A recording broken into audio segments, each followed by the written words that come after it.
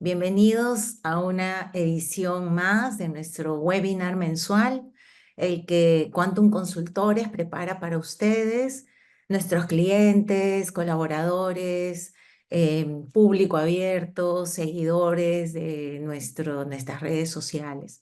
Muchas gracias por estar el día de hoy con nosotros. Gracias también, Carlos Moreano, porque hoy día te tenemos en este importante webinar tratando un tema que evidentemente es de actualidad y hay mucho interés de parte de todos nuestros seguidores. Muchas gracias por estar con nosotros. Brevemente voy a pasar a compartir una presentación que hemos preparado para ustedes, antes obviamente de dar pase a nuestro invitado especialísimo que tenemos el día de hoy.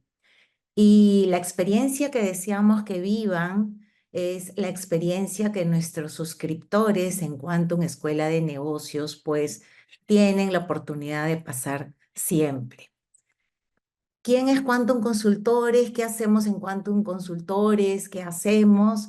Pues somos una firma de auditoría, de consultoría, de servicios contables, que ya tenemos al día de hoy 18 años, con mucho gusto y satisfacción de poder pues decir que hay un largo camino recorrido, que quizás empezó como un sueño, como un desafío personal, pero que al día de hoy pues ya nos ubica en el mercado como una de las firmas de auditoría y consultoría en el ranking Leaders League como altamente recomendada, y eso nos llena de mucho orgullo. También comentarles que desde el año pasado hemos entrado al ranking también Leaders League como firma de servicios contables, liderados por, bueno, quien les habla, Marisol León, y por Rosana Montalto, nuestra socia de auditoría financiera. Pero en este devenir de los años, en Quantum Consultores, vimos la importancia y la necesidad de desarrollar un producto de responsabilidad social. Y es por eso que hace 4 años ya formamos Quantum Escuela de Negocios, con la finalidad de llevar capacitaciones, de formar de primer nivel a todos los contadores, abogados interesados en esta materia. Nuestra labor siempre ha sido compartir nuestros conocimientos para que todos podamos ser profesionales de excelencia y que evidentemente son las empresas quienes necesitan a estos profesionales que brinden valor agregado. Y si bien es cierto, empezó como una labor de responsabilidad social orientada a los contadores de todo el Perú, pues qué duda cabe que al día de hoy también las empresas han visto la importancia de esta labor que hacemos, porque las empresas también necesitan que sus áreas contables pues hagan un trabajo en excelencia, no solamente desde el punto de vista de emitir estados financieros, sino también de prevenir contingencias tributarias, porque la liquidación de impuestos finalmente es sometida a una fiscalización donde recién se dan cuenta si el trabajo fue adecuado o no. En ese sentido, al día de hoy las empresas también son suscriptores de Quantum Escuela de Negocios. ¿Qué es lo que hacemos en este plan de suscripciones? Pues lo que les ofrecemos son cursos, talleres, eventos de este tipo que le va a dar y asegurar a todo su equipo una capacitación permanente. Es un producto distinto en el mercado porque damos asesoría personalizada también de acuerdo al plan de suscripción que contraten, y esa asesoría es soportada y sostenida por el equipo de consultores de Quantum Consultores. También preparamos eventos gerenciales, hacemos desayunos presenciales con los clientes, con todas las empresas que deseen tratar algún tema de coyuntura. Nuestros suscriptores acceden a una plataforma virtual que está pues abierta 24/7, encuentran los videos de las clases, encuentran el material y también un banco de preguntas y respuestas muy importante porque pueden ayudarlos a resolver sus dudas de manera inmediata. Originamos también reuniones de networking y compartimos permanentemente alertas, jurisprudencia al día, que son generalmente de interés. Y qué duda cabe de una plataforma con una plana docente de primer nivel, como es quien nuestro invitado del día de hoy, que forma parte de nuestro equipo y nuestra plana docente. Adicionalmente al plan de suscripciones, hemos venido ofreciendo programas de especialización que sin lugar a dudas es un programa de especialización que preparamos con mucho cariño, mucha dedicación y de muy alto nivel, con los mejores docentes de cada especialidad, como por ejemplo el de tributación empresarial, el de fiscalidad internacional, que cuenta con docentes a nivel internacional, el de auditoría tributaria preventiva, el de NIF, el de fiscalización laboral. Vamos a lanzar muy pronto el de auditoría financiera en alianza con los colegios profesionales, así como también tenemos en mente sacar el programa de especialización en NIF para pymes. Así es que estamos siempre en un constante desarrollo académico al servicio de todos los profesionales. Y por ello, el día de hoy, pues hemos preparado la experiencia que viven nuestros suscriptores. Hemos elegido para este webinar gratuito del mes de julio el tema de sujetos sin capacidad operativa y el de perfiles de cumplimiento. Todos debemos de estar enterados de la normatividad vigente, pero también de los planes que se vienen de parte de la administración al respecto de este tema y las medidas pues que las empresas debemos de ir preparando como estrategia para que no tengamos ningún problema en un futuro. El día de hoy tenemos al doctor Carlos Moreano. Él es director en PPU, un estudio de abogados muy reconocido en el medio. Además, he tenido el gusto y la oportunidad de conocer al doctor Moreano cuando fuimos vocales del Tribunal Fiscal. Él ha sido vocal del Tribunal Fiscal por muchos años. Es un experto en ofrecer asistencia para controversias tributarias nacionales e internacionales en áreas como oposiciones a los requisitos tributarios, estableciendo estrategias procesales al comienzo de una inspección tributaria, diseño de defensa del contribuyente en reclamos fiscales por parte de las autoridades tributarias. Así es que, sin más preámbulo, voy a dejar con ustedes a nuestro invitado el día de hoy. Bienvenido, Carlos. Adelante. Marisol, muchas gracias por la introducción y muchas gracias a Quantum también por la oportunidad de poder dirigirme a un público tan selecto para tratar temas importantes en materia tributaria y en esta oportunidad eh, tratar un tema que, como bien lo has dicho, es muy vigente, muy relevante y que está por implementarse por parte de la SUNAT, ¿no? Que es la regulación sobre sujetos sin capacidad operativa y perfiles de cumplimiento, ¿no? Este último, que como vamos a ver en la exposición, va a generar aparentemente un problema por la publicidad que vamos a tener respecto a ciertos contribuyentes y que puede ser calificado como inconstitucional en cuanto a la publicidad de estas personas y su calificación. Muchísimas gracias. Voy a proyectar una presentación que he preparado para el día de hoy. No sé si se puede ver.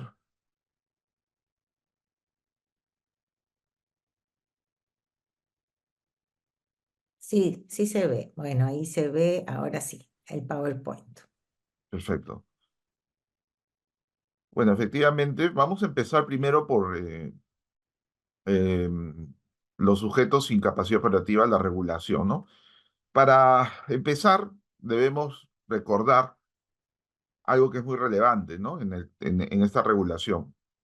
Es que en la prueba en materia tributaria existen dos perspectivas, ¿no? Una que es el interés general de la administración que es buscar, digamos, finalmente que el contribuyente tribute como debe ser, buscando la verdad material, y otra que es el interés particular del contribuyente, ¿no? Hay dos intereses en juego en este caso. Y eso lo vemos en todas las fiscalizaciones que inicia, por ejemplo, la Administración Tributaria, en particular la SUNAT. Ese interés general, en el caso de que defiende, que enarbola la Administración Tributaria, se rige por el principio de capacidad contributiva, ¿no?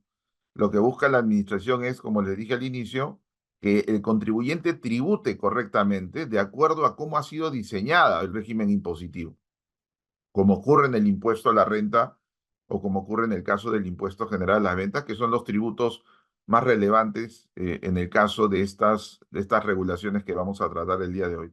Y por otro lado tenemos el interés particular del contribuyente que invoca cuando la administración, según ellos, según los contribuyentes, eh, se desvían de la aplicación del régimen impositivo de manera correcta, ellos tienen una serie de garantías para evitar los excesos en la aplicación de ese sistema tributario o el régimen impositivo que se está aplicando, ¿no? Sea impuesto a la renta, IGB u otros tributos. Entonces, la idea, básicamente, en materia de prueba, es conciliar el interés general con el interés particular buscando la verdad material. Uno de los principios que se manejan en el campo procesal tributario es el de la verdad material, ¿no? El de la verdad material y también el de impulso de oficio, ¿no? Que la administración tiene que, digamos, es la que tiene que detectar si así lo hubiera, una mayor base de cálculo si el contribuyente no ha cumplido con aplicar correctamente las normas sustanciales del régimen impositivo tributario, sea renta, impuesto a la renta o sea impuesto general a las ventas. Entonces tenemos dos planos en el sistema tributario desde el punto de vista de la prueba, ¿no? Primero tenemos las normas que delimitan la obligación tributaria, o sea, esas normas que establecen cómo se debe tributar, por ejemplo, en todos los impuestos existen 5 aspectos, ¿no? El aspecto objetivo, o sea, el aspecto material, qué cosa está grabado, el aspecto subjetivo, qué sujetos están grabados, el aspecto temporal, cuándo nace la obligación de pagar el tributo generado, y también, digamos, el aspecto cuantitativo y el aspecto espacial, ¿no? Entonces son 5 aspectos que son las normas que regulan este aspecto del derecho tributario material que ven en la parte izquierda de la pantalla. Entonces, esas son las normas sustanciales, son las normas que regulan cómo se deduce el crédito fiscal, cómo se deduce el gasto, la realidad de las operaciones, tema que es muy relevante en el caso de los sujetos sin capacidad operativa. Y por otro lado tenemos las normas que hacen posible que se tribute correctamente. O sea, ¿cuáles son? Son las normas instrumentales. Esas normas instrumentales son aquellas, por ejemplo, con las que cuenta la administración para arrogarse la competencia de fiscalizar, de realizar una fiscalización. La liquidación tributaria, ¿no? La declaración liquidatoria del impuesto a la renta, del impuesto general a las ventas, también son instrumentos, por eso se llama también para muchos tratadistas derecho tributario instrumental. Son las que sirven de instrumento o de vía para llegar al objetivo del derecho tributario material que está a la izquierda de su pantalla. Entonces son dos campos. El derecho tributario material, que son las normas que regulan cómo se tributa para llegar al quantum correcto del tributo, y por otro lado aquellas que son instrumentales, que apoyan al derecho tributario material para lograr detectar, liquidar y pagar finalmente el tributo de manera exacta. Esa es la idea. Entonces, en el ordenamiento jurídico, existen potestades y garantías, ¿no? Las potestades son del fisco, ¿no? Las potestades son del fisco, de la SUNAT, por ejemplo, que busca proteger la hacienda porque la SUNAT es el administrador del gobierno central. Y por otro lado tenemos las garantías de los particulares, ¿no? Donde ellos tienen ciertas instituciones de defensa para que ese accionar de la administración no sea irregular, no viole el principio de interdicción de la arbitrariedad, ¿no? Que es un principio que lo ha manejado recurrentemente en los últimos tiempos el Tribunal Constitucional y la Corte Suprema. Entonces, la SUNAT, me quiero referir porque es el órgano de administración, el administrador de los impuestos del gobierno central, ejerce, por ejemplo, una función pues fiscalizadora, ¿no? Que ustedes conocen, investigando, inspeccionando, controlando, que son las tres funciones inherentes a ese rol fiscalizador y que está regulado en el artículo 62, en el artículo 62 del Código Tributario. Dentro de ese contexto de prueba, cuando se inicia una fiscalización, en principio uno tiene que recordar que existe la libertad probatoria, ¿no? La libertad probatoria significa que mientras no exista ninguna restricción, la prueba existe, pues, es como, digamos, es un contexto de juego que existe entre la administración y el contribuyente, ¿no? El contribuyente ofrece los documentos, tiene un deber, digamos, de colaboración, pero la administración tiene un rol proactivo. La administración, si ve una liquidación del IGB, por ejemplo, del impuesto a la renta, si ella duda, por ejemplo, de la realidad de las operaciones de adquisición que sustentan el gasto en renta y crédito fiscal en el IGB, y cree que las operaciones son irreales, tiene la administración la obligatoriedad de probar que efectivamente o desvirtuar que esas operaciones de adquisición de servicios y bienes son irreales. Entonces, la administración tiene un rol proactivo, ¿no? Y sin perjuicio de que el contribuyente tiene un rol de colaboración. Pero existe libertad probatoria porque mientras no hay una norma que restrinja la prueba o que diga que la prueba para acreditar un gasto sea en realidad tiene que primar lo razonable, ¿no es cierto?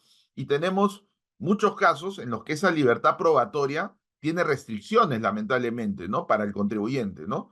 La libertad de usar cualquier medio no excluye la posibilidad, o sea, es cierto que en un contexto de fiscalización tributaria, por ejemplo, lo que hace SUNAT, yo tengo los elementos probatorios libres para poder ofrecerlos, ¿no?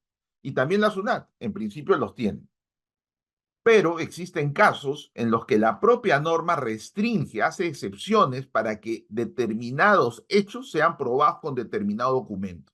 El caso emblemático es el de los comprobantes de pago. Si yo no tengo, si soy una empresa y no cuento con los comprobantes de pago, ¿no? Que señala la ley marco de comprobantes de pago, el reglamento de comprobantes y las leyes del impuesto a la renta, la ley del IGB, no puedo deducir el gasto o costo. Por más que yo invoque la libertad de la prueba, digo, oye, acá tengo un documento, un contrato de adquisición de ese servicio, pero no cuento con el comprobante. Lamentablemente, la norma de restricción prima sobre la libertad probatoria.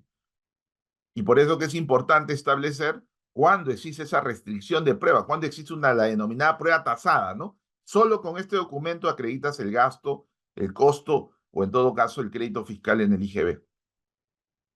Entonces, un ejemplo claro es el que ven en pantalla, como les había dicho, ¿no? El caso de los comprobantes de pago y también el caso de los desmedros, ¿no? Que tiene que acreditarse, por ejemplo, como gasto los desmedros de existencia con un acta, con un documento solemne de notario, donde constata que que estos desmedros han sido destruidos, ¿no? Esa es una prueba, por ejemplo, una restricción, ¿no? No puedo probar con cualquier documento, sino con uno que ha señalado la ley. Igual en el caso de los comprobantes de pago.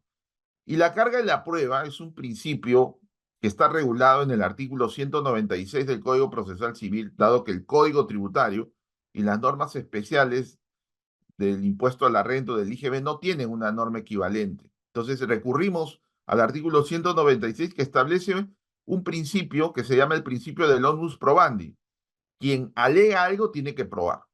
Y en ese juego de probanza, en una fiscalización entre el contribuyente y la administración, la administración tiene que desvirtuar que la liquidación que yo hice, tiene que desvirtuar ya correcta. Tiene que probar que las adquisiciones, por ejemplo, que yo realicé, eran irreales o que los ingresos que yo declaré no eran los correctos, o sea, había más ingresos. Eso lo tiene que probar el fisco. Pero también el contribuyente tiene que exhibir los comprobantes de pago, ¿no? Mostrar los documentos que la ley exige. La carga de la prueba se rige además por el principio de impulso de oficio, o sea, esa proactividad que debe tener el fisco para desentrañar, verificar los documentos de primer orden, me refiero a documentos de primer orden, son los contratos, las facturas de compra, de ventas, etcétera, y poder establecer la verdad. Porque ya las declaraciones en este momento, las declaraciones juradas, informativas, las declaraciones liquidatorias, ya pasan a un segundo plano, porque esas declaraciones, como tienen una naturaleza voluntaria, solo tenían razón de ser antes de una fiscalización. Cuando opera ya la fiscalización, estas declaraciones pasan a un segundo plano. Muchas veces se cree que yo declarando, rectificando la declaración en plena fiscalización, podría obtener algún rédito, ¿no? Todo lo contrario, ¿no? Sabemos incluso que existe una jurisprudencia de observancia obligatoria, tanto del Tribunal Fiscal como de la Corte Suprema, donde se ha establecido de que si yo establezco o valido las observaciones iniciales de una fiscalización, eso ya no lo puedo ni siquiera impugnar. Entonces, las declaraciones en realidad lo más importante es probar, ya, porque las declaraciones tienen contenido presunto y esas presunciones ya no tienen sentido en una fiscalización. Lo que hay que corroborar son los documentos que sustentan esa declaración jurada. Y por eso que es importante cumplir con lo que dice la norma y entregar los comprobantes de pago, de adquisición, por ejemplo, para acreditar la deducción de gasto o de crédito fiscal.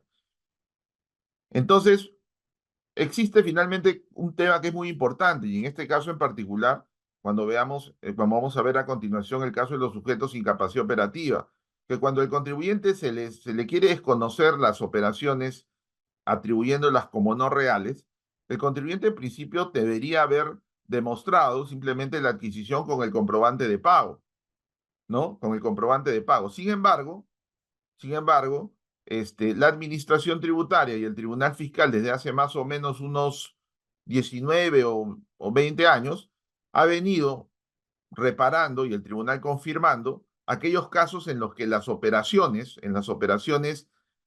reparos por operaciones no reales, que es un reparo emblemático, que representa un gran porcentaje de la carga procesal que tiene el Tribunal Fiscal, ha venido siendo validado pese a que el contribuyente, mostrando su comprobante de pago de adquisición,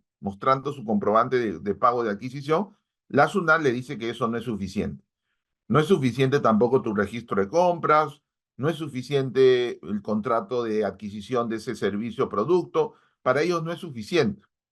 Entonces, pese a que uno diría, oye, pero si yo te muestro el comprobante que dice la ley, invoco, ya estoy cumpliendo con lo que me dice la norma y eso sería suficiente. Entonces la SUNAT y el tribunal, y desde hace muchos años, sin haberse establecido legalmente una norma explícita con esa restricción de que no basta el comprobante, sino se necesita más documentos que acrediten la ejecución del servicio, ha predominado en el medio local. Ha predominado en el medio local y eso que ha hecho de que los contribuyentes, eh, en principio, pese a que la administración no puede exigir al contribuyente, como ven en pantalla, la exhibición de documentos que no posee o que no está obligado a llevar, ha obligado a que los contribuyentes, pese a que la norma no exige más documentos que un registro de compras o la contabilidad que exigía legalmente o un comprobante de pago de adquisición, tenga que empapelarse, documentarse y acreditar la ejecución de la adquisición del servicio observado por la administración.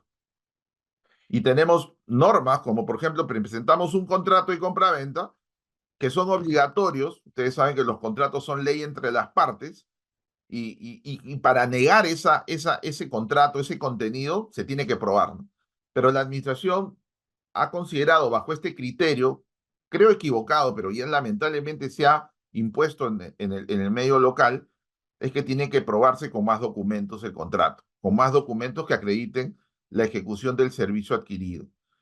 Entonces, supuestamente enarbolando el principio de veracidad, ¿no? El principio de veracidad le ha invertido la carga de la prueba al contribuyente. El contribuyente, pese a que ya cuenta con el comprobante de pago, nuevamente repito, y debería invertir la carga de la prueba de la administración para desvirtuar la materialidad de la ejecución de ese servicio o bien adquirido. Al contrario, lo que ha primado en este caso es que la SUNAT, con el criterio que ya ahora maneja el Tribunal Fiscal, es que esa carga de la prueba la tiene aún el contribuyente y tiene que mostrar más documentos que acrediten definitivamente la realidad de las adquisiciones realizadas. Y ahí vemos este caso, ¿no?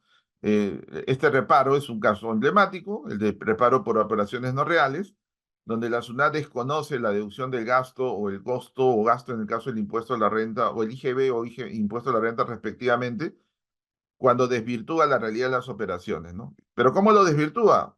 Cuando el contribuyente no muestra más documentos que los comprobantes. Si tú no muestras más documentos que los comprobantes, lamentablemente la administración te va a decir que no bastan los comprobantes, sino que debe haber un mínimo de prueba, el típico criterio que maneja el Tribunal Fiscal, un mínimo de prueba que efectivamente se prestó la obligación, se prestó el servicio o se realizaron las compras de bienes.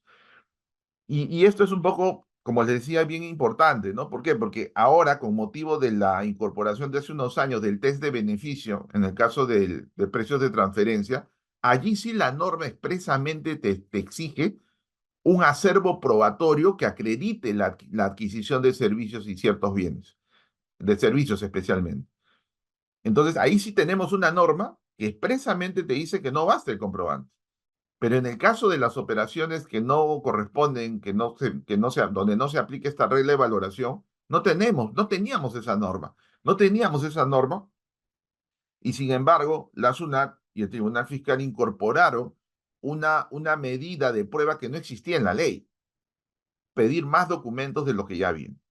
En este caso, la norma, en el caso del test de beneficio, sí exige que acredites el costo, que acredites la realidad de las operaciones, la ejecución de las adquisiciones de esos servicios. Y eso no había antes, ¿no? Un tema muy importante para que ustedes vean cómo cómo se distorsiona la libertad de la prueba y se amplía las restricciones que no están en la ley, ¿no? Eso es muy importante para poder defendernos incluso en la vía judicial. Y este criterio es antiguo, ¿no? Como ven en pantalla, el primer fallo fue en el año 2002, donde el tribunal dijo que no bastan los comprobantes que me exige la ley para aprobar mi gasto o crédito fiscal, tampoco los libros contables, tampoco los contratos, sino tiene que haber un mínimo de prueba adicional, que nunca lo ha podido estructurar de manera clara tampoco, ¿no? Entonces había una suerte de ambigüedad y ha hecho de que los contribuyentes tengan que empapelarse eh, para poder tener un buen blindaje frente a este reparo que es muy recurrente y que representa por lo menos un 20% de la carga procesal, por ejemplo, que tiene el Tribunal Fiscal. Uno de los motivos por los que el Tribunal tiene una carga procesal muy alta es precisamente porque validaron este criterio de que no basta el comprobante y generalizaron este reparo en los últimos 20 años, ¿no? Ahora, ¿qué es lo que ha ocurrido? Varios de los casos en los que se detectaron estas supuestas operaciones no reales ha sido en gran porcentaje por la falta de capacidad operativa del proveedor para realizar la transacción inserta en el comprobante. O sea, la administración se dio cuenta, haciendo un análisis durante estos últimos 20 años, de que la mayor cantidad, el 70% de los casos en los que existían, o sea, causales de reparos por operaciones no reales, correspondían a personas o a sujetos, a proveedores que no contaban con capacidad financiera, no contaban con subordinados, no contaban con activos idóneos, idóneos para poder prestar el servicio o poder haber realizado la venta de los productos adquiridos donde se le desconocía al adquirente el crédito fiscal en el caso del IGBI, costo-gasto, en el caso del impuesto a la renta, ¿no? Dicho sea de paso, en el caso del IGB, por ejemplo, el incumplimiento del pago del tributo, de todos los reparos representa, en el caso de operaciones no reales, un 20%, un 18% más o menos. Es un caso muy importante, que es más o menos el equivalente al porcentaje de reparos que tiene el Tribunal Fiscal, ¿no? En esta materia.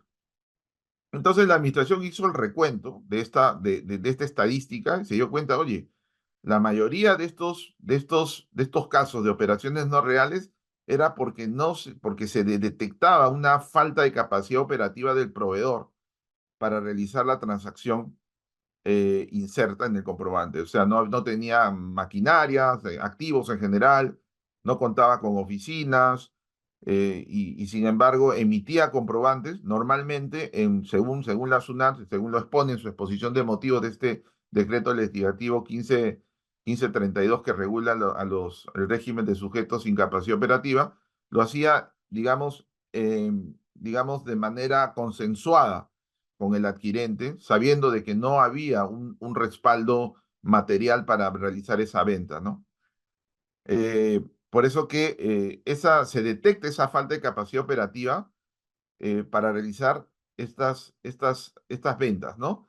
Eh, ¿Y qué pasaba? Que si bien es cierto, la SUNAT, según dice en la estadística que me refleja en la exposición de motivos, detectaba que ciertas personas, ciertos proveedores no tenían capacidad financiera, capacidad económica, no contaban con activos o personal para prestar una actividad, ellos se les reparaba, al adquirente de esos servicios se les reparaba el costo, gasto y también se les reparaba el crédito fiscal. Sin embargo, estas seguían operando, ¿no? Claro, no podía restringir que estas empresas pudieran seguir operando, porque solamente la SUNAT reparaba el caso concreto, la operación que venía en grado, por ejemplo, en reclamo y al Tribunal Fiscal, pero no podía permitir que continuaran operando, ¿no? Pese a que existían grandes indicios de que era imposible de que estos proveedores pudieran continuar realizando operaciones en realidad para poder ejercer el crédito fiscal al que le adquiría el servicio, por ejemplo, ¿no? O el gasto en el caso del impuesto a la renta. Y esto obviamente generaba también lo que conocemos como el dividendo presunto, ¿no? La SUNAT repara el gasto o el crédito fiscal porque considera que la operación es irreal, porque no existe capacidad operativa del sujeto proveedor y automáticamente, como ustedes saben, la administración aplica lo que conocemos como dividendo presunto, ¿no? Según el artículo 24A de la ley del impuesto a la renta y su reglamento. Se observó que adicionalmente, se había observado que las modalidades de evasión, pese a que en los últimos años la administración, supuestamente a través de la formulación de este reparo por operaciones no reales, se fueron reduciendo. La administración trató de mejorar su posición de control. Llegó un momento en el que se estabilizó, ya no reducía la evasión en el caso de operaciones no reales, tratándose en general, ¿no? De las operaciones, no, veía que no se reducía se reducía el nivel de evasión, ¿no? Entonces, ante esa eventualidad, la administración dijo, oye, la única forma que podemos hacer para que esto ocurra es no creando, porque este sistema de sujetos sin capacidad operativa es una modalidad que no es de origen peruano, ¿no? Sino que ha ocurrido, se utilizó en otras realidades tributarias de otros países en la región.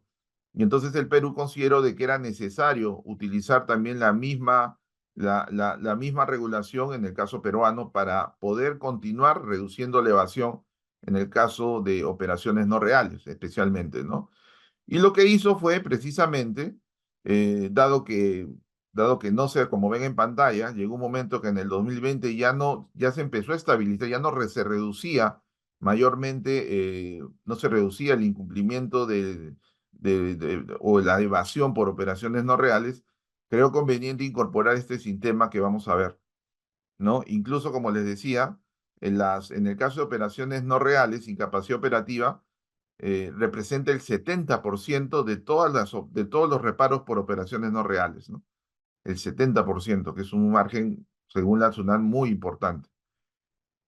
Y estos son los supuestos en los que la administración empezó, digamos, considerando también los fallos del Tribunal Fiscal, los supuestos en que encontraba estos proveedores, ¿no? Habían proveedores, por ejemplo, que no realizaban actividad alguna, ¿no?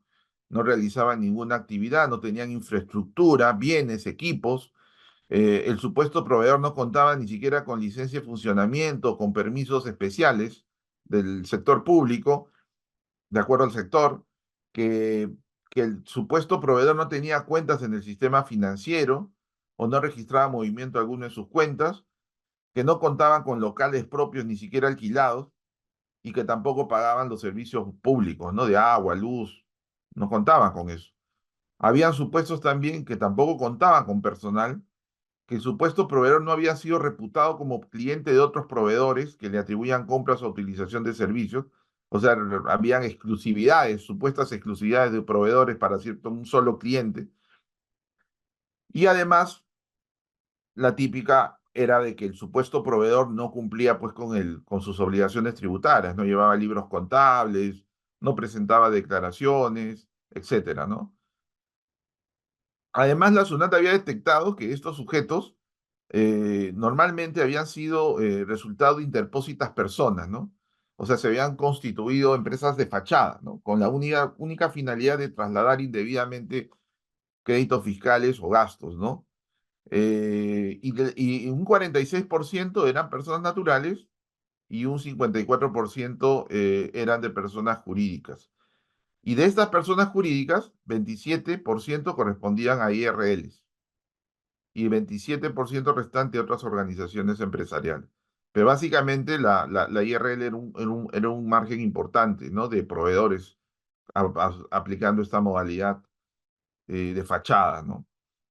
Eh, si bien, bueno, se detecta también que si bien el comportamiento eh, se busca a través de esta medida neutralizar, desincentivar esta modalidad de evasión, ¿no? Eso es lo que se busca. Considerando además un punto que la administración destaca en la exposición de motivos, que hay un número hasta ahora incluso limitado de auditores respecto del número de contribuyentes que hay en nuestro país. En los últimos 20 años el Perú ha tenido un crecimiento económico importante y lo que SUNAT destaca es de que el número de auditores es insuficiente, ¿no? Pese a que se hicieron esfuerzos por aumentar el número de los mismos, necesitaba de una herramienta para restringir ese gasto, calificando esos gastos irreales o esos créditos irreales, calificando a estos proveedores como que no cumplían con tener una capacidad de activos, una capacidad de personal o una capacidad económica para poder prestar servicios o realizar ventas.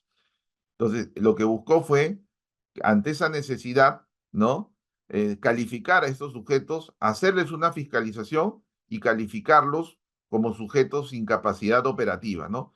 Eh, para que estos sujetos ya no sigan emitiendo comprobantes de pago, porque no se encuentran en capacidad de hacerlo, y además crear el riesgo en realizar este tipo de operaciones, reduciendo con ello la evasión, ¿no?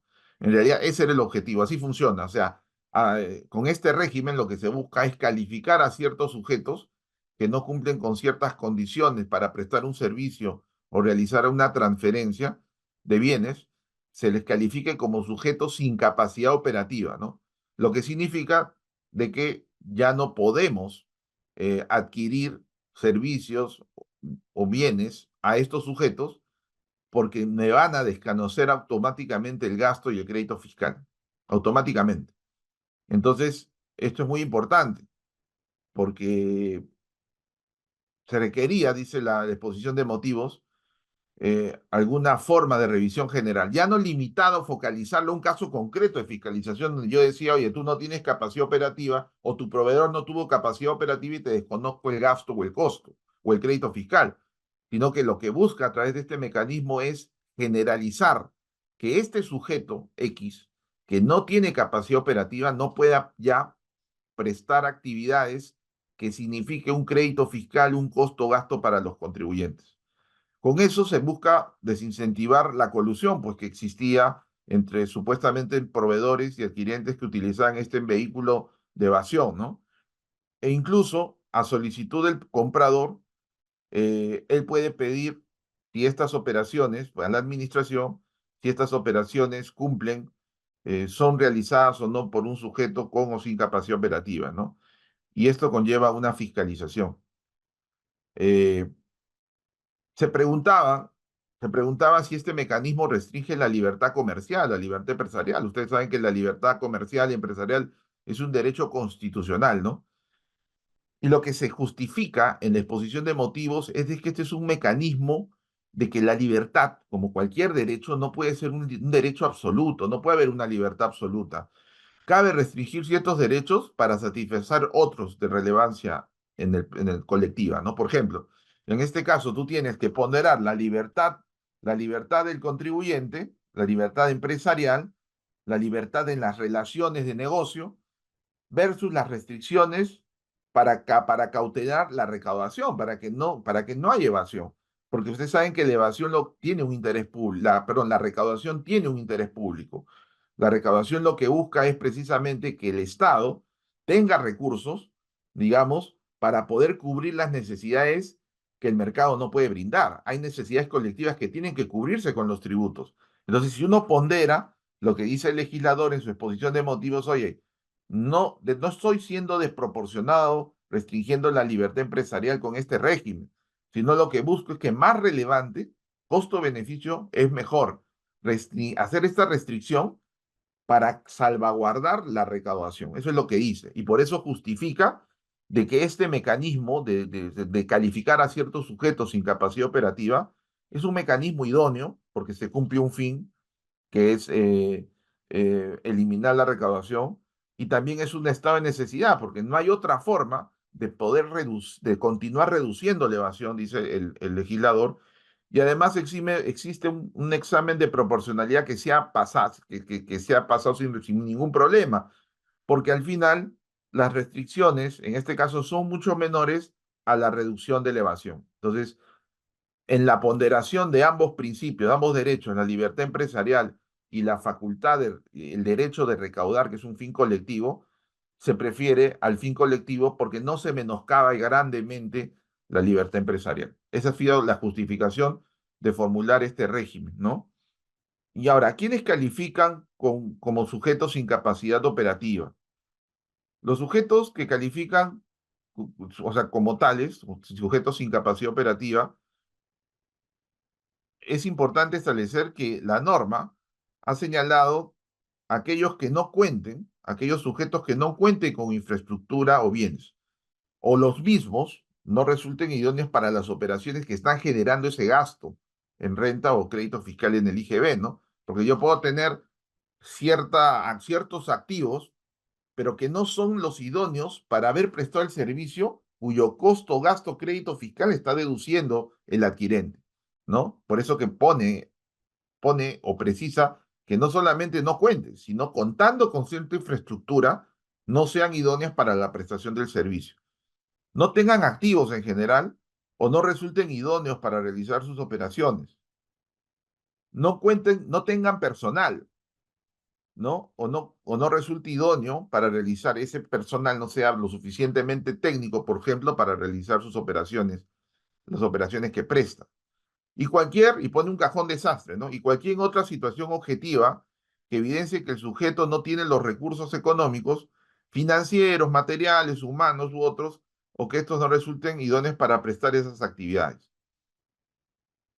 Para esto se toma en cuenta la naturaleza de las operaciones, obviamente, para establecer si ese activo es idóneo o no para prestar ese servicio, por ejemplo, el nivel de ventas, el sector económico al que pertenece, y esta calificación de sujetos sin capacidad operativa se realiza a través de un procedimiento efectuado por la SUNAT, que concluye con la publicación de la condición de ese sujeto en la página web de la SUNAT y el peruano.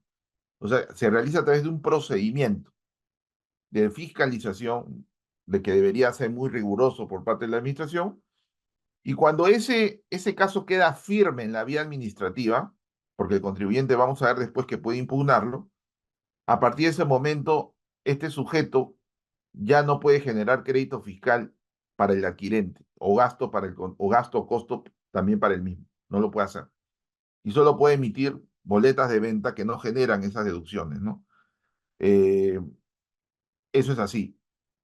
Se debe iniciar en realidad para calificar con una carta y requerimiento, ¿no?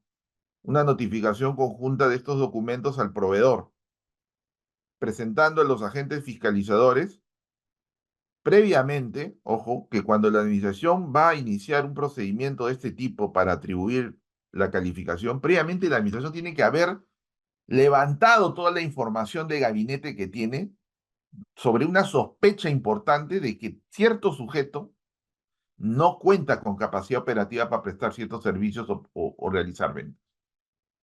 Tiene que tener una investigación previa para iniciar eso. Eso lo dice el propio, esperemos que así lo haga la administración, ¿no? Que no, y eso es muy importante por la eficiencia y digamos, las escasas posibilidades que tiene el tribunal para fiscalizar a todos los contribuyentes, ¿no?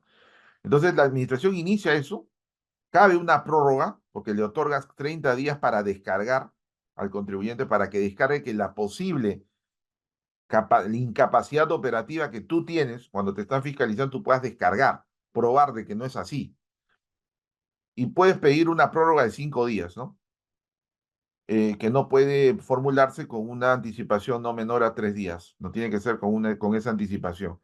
En ese caso, la SUNAT tiene 30 días hábiles para decidir, eh, computado desde el día siguiente de vencido el plazo de 30, eh, la administración puede iniciar una acción de campo de manera discrecional, puede nuevamente hacerlo, ¿no? Si considera que hay alguna duda. Y luego de ese plazo, que tiene 30 días la administración para decidir, lo que hace es dos cosas, obviamente. O concluye que se desvirtuaron la causal de calificarme a mí como que soy el fiscalizado como sujeto sin capacidad operativa, o que no fueron desvirtuadas las objeciones que formuló la administración. Y en ese caso, a mí como proveedor me notifican la resolución que me atribuye la condición de sujeto sin capacidad operativa. Ojo, que si la administración, es un tema discutible aquí, ¿no? Que si la SUNAT, si bien es cierto, tiene un plazo de 30 días hábiles para decidir, el incumplimiento de ese plazo para que la administración te notifique, ¿no? No genera nulidad ni caducidad. Esa es la regla, ¿ya? Es un tema muy discutible, ¿no? Porque ustedes saben que ahora, en las sendas sentencias del Tribunal Constitucional y de la Corte Suprema, se ha establecido de que debe primar el principio de plazo razonable, ¿no? En todo procedimiento tiene que haber un plazo razonable. Todo procedimiento legal tiene que haber un plazo razonable. Entonces, sí llama la atención que pese a que existe un plazo, la propia norma establezca que el incumplimiento de ese plazo, o sea, que si yo me demoro como SUNAT como lo que me dé la gana, no va a generar ni la nulidad, ya entendemos que no hay nulidad ahí, pero no la caducidad, porque siempre tiene que haber caducidad. O sea, lo normal es que existen dos tipos de plazos, un plazo de prescripción o un plazo de caducidad. El plazo de caducidad es cuando la norma establece un tiempo para realizar cierta actividad y al término de esa actividad cesa la función del fisco, como ocurre, por ejemplo, en el plazo de fiscalización de un año que establece el Código Tributario, ¿no? En las fiscalizaciones convencionales. En este caso, lamentablemente, creo que esto es un tema inconstitucional, porque todo plazo tiene que generar una situación. En este caso, debía ser la caducidad y que ya no podría continuar con la fiscalización. En todo caso, eh, debería dejarse sin efecto, en todo caso, la observación. Creemos que debería ser así, pero lamentablemente el legislador ha optado porque la administración se pueda demorar lo que quiera, y eso es incorrecto, ¿no? Una vez notificado, una vez notificada la resolución que me califica como sujeto sin capacidad operativa, eh, tengo 10 días hábiles para reclamar y apelar. O sea, reclamar ante la propia administración y apelar ante el Tribunal Fiscal si no me da la razón en primera instancia, ¿no? Dicho sea de paso, el legislador en el diario de debates de este decreto legislativo 1532 estuvo dudando si finalmente esta atribución era de carácter tributario o no, porque tenía dudas si esto se debía regir por el Código Tributario o por la Ley del Procedimiento Administrativo General, considerando que en algún caso podía entenderse que es un tema estrictamente administrativo y no tributario, ¿no? Porque no tiene una relación directa con la relación, con la obligación tributaria, ¿no? Finalmente decidió que debía regirse por el Código Tributario con un procedimiento especial. Eh, También existe un régimen de subsanación de requisitos de admisión, ¿no? De poderes, etcétera. 30 días para resolver la reclamación y la apelación por la SUNAT y el Tribunal Fiscal respectivamente. Y también existe un plazo probatorio, ¿no? Una etapa probatoria de 10 días hábiles para actuar. Esto es muy importante porque si en esos 10 días yo no ofrezco medios probatorios adicionales, eh, no voy a poder ofrecer más pruebas, ¿no? Eh, Cuando yo apelo al Tribunal Fiscal, siempre, como toda apelación, se presenta al órgano recurrido, que en este caso es la SUNAT, para que eleve, ¿no? La SUNAT tiene 10 días hábiles para elevar el expediente al Tribunal Fiscal. Ojo que la SUNAT y el tribunal tienen una facultad, solicitar información cuando están por resolver el reclamo o la apelación respectivamente, otorgando un plazo máximo de 10 días hábiles que suspende el plazo de 30 días para resolver, ¿no? Ellos tienen 30 días hábiles para resolver. eh, Se suspende ese plazo si la SUNAT y el tribunal o solicitan información adicional, ¿no? Obviamente no van a poder resolver mientras no se absuelva ese pedido de información que realicen, ¿no? ¿Cuándo es firme ese acto? Tres supuestos básicos, ¿no? El plazo para impugnar venza sin que el sujeto haya interpuesto el recurso respectivo, o sea, no haya formulado la impugnación. Y B, habiéndose impugnado, el sujeto se desiste. Ustedes saben que uno de los casos para poder concluir, para que de una causal de conclusión de un procedimiento es el desistimiento. Y que en el caso peruano, en el Código Tributario peruano, se establece que ese desistimiento es de la pretensión. Quiere decir que si es de la pretensión y no del procedimiento, porque existen dos tipos de desistimiento, el desistimiento de la acción y el desistimiento del procedimiento. En el Perú, el Código Tributario solo establece el procedimiento de la acción. Quiere decir que nunca más voy a poder impugnar. Si me desisto de esta resolución que me declara como sujeto sin capacidad operativa, ya no voy a poder controvertir nunca más y ahí finaliza el procedimiento. Entonces ya se convertiría en un acto firme si yo me desisto de la impugnación, ¿no? Del reclamo o de la apelación. Y, y bueno, obviamente que se haya notificado al sujeto una resolución que pone fin a la vía administrativa, que puede ser sin que lo haya impugnado, ¿no? O sea, es básicamente esos supuestos, ¿no? La firme, o sea, la cosa decidida o resuelta que es el fallo del Tribunal Fiscal es el de última instancia, ¿no? Sin perjuicio que yo pueda acudir a la vía judicial.